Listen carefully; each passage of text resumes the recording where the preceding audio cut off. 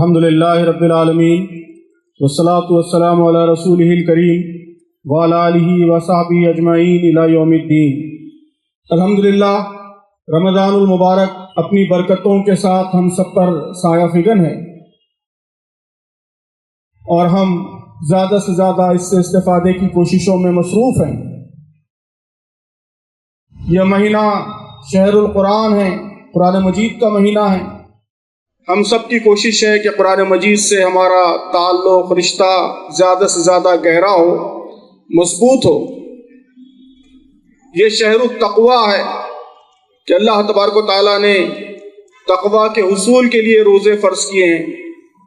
ہم سب اس صفت کو اپنے اندر پروان چڑھانے کی کوشش کر رہے ہیں۔ یہ شہر المواسات ہے، شہر الصبر ہے۔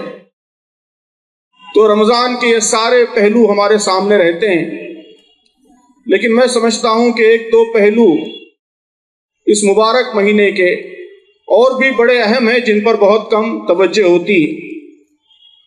ایک اہم پہلو یہ ہے کہ یہ شہر استقامت ہے، استقامت کا مہینہ، کہ اللہ تبارک و تعالیٰ روزوں کے ذریعے استقامت کی، اپنے اصولوں پر، اللہ کی اطاعت پر ثابت قدم رہنے کی تربیت فرماتا ہے۔ اللہ کے نبی صلی اللہ علیہ وسلم سے ایک صحابی رسول نے دریافت کیا، یہ گزارش کی کہ اللہ کے رسول مجھے ایک ایسی مختصر نصیحت فرمائیے کہ اس کے بعد مجھے کسی سے کچھ سوال پوچھنے کی ضرورت پیش نہ آئے۔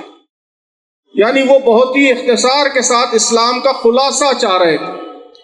تو اللہ کے نبی صلی اللہ علیہ وسلم نے ایک جملے کے اندر اسلام کا جو خلاصہ بیان فرمایا، آپ نے فرمایا کہ قل ربنا اللہ ثم استقم، کہ کہو کہ میرا رب اللہ ہے۔ قل آمنت باللہ ثم استقم، کہ میں اللہ پر ایمان لایا اور اس کے بعد اس پر جم جاؤ، اس پر ڈٹ جاؤ۔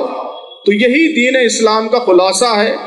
اور رمضان المبارک کے ذریعے ہم بھوک پر، پیاس پر، اپنی خواہشات پر قابو پا کر اللہ کی مرضی پر استقامت کی پریکٹس کرتے ہیں، اس کی مشق کرتے ہیں، اور عملی زندگی میں بھی اسی استقامت کا مظاہرہ زندگی بھر باقی سارے مہینوں میں کرنے کا گویا عزم کرتے ہیں۔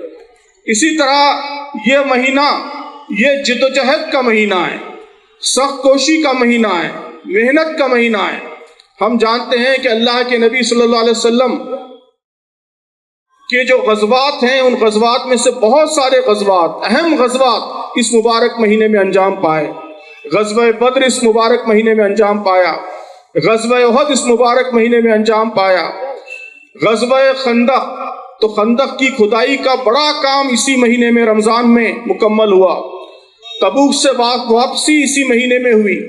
تو اللہ کے نبی صلی اللہ علیہ وسلم کی سیرت سے جہاں رمضان کی یہ تصویر ہمارے سامنے آتی ہے کہ آپ عبادت کے لیے اپنی کمر کس لیتے تھے، قرآن کی تلاوت کے لیے کمر کس لیتے تھے، قیام اللیل کے لیے کمر کس لیتے تھے، وہیں یہ تصویر بھی سامنے آتی ہے کہ اس مہینے میں آپ نے صحراؤں میں عرب کی سخت کوشی، سخت مشکل زندگی کے درمیان آپ نے اپنی زندگی کے بہت ہی اہم غزوات اس مہینے میں مکمل کیے، اہم معرکے، اہم مہمات اس مہینے میں مکمل کی۔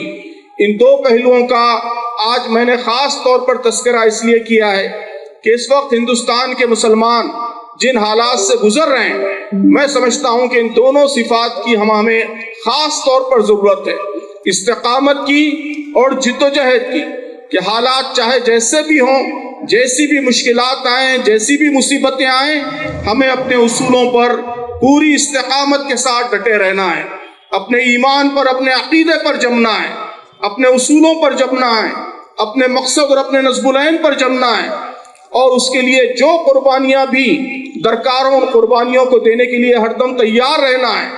اس کے لیے جس محنت کی، جس مشقت کی ضرورت ہے، جس جدوجہد کی ضرورت ہے، اس جدوجہد کے لیے ہر دم تیار رہنا ہے۔ تو ہندوستان کے مسلمان ان مشکلات پر قابو اسی وقت پا سکتے ہیں اور اس آزمائشوں کی آندھی سے اسی وقت سرخرو ہو کر نکل سکتے ہیں جب وہ یہ دو صفات خاص طور پر اپنے اندر پیدا کریں، استقامت کی صفت اور جہد مسلسل کی، مسلسل کوشش اور محنت کی صفت۔ تو رمضان مبارک کہ یہ دو لیسنز، یہ دو اسباق بھی اس موقع پر ہمیں خاص طور پر یاد رکھنا ہے اور کوشش کرنی ہے کہ اس مہینے کے ذریعے یہ صفات بھی ہمارے اندر پیدا ہوں۔ تو یہی کچھ مختصر گزارشات تھیں جو اس موقع پر مجھے آپ حضرات کی خدمت میں رکھنی تھی۔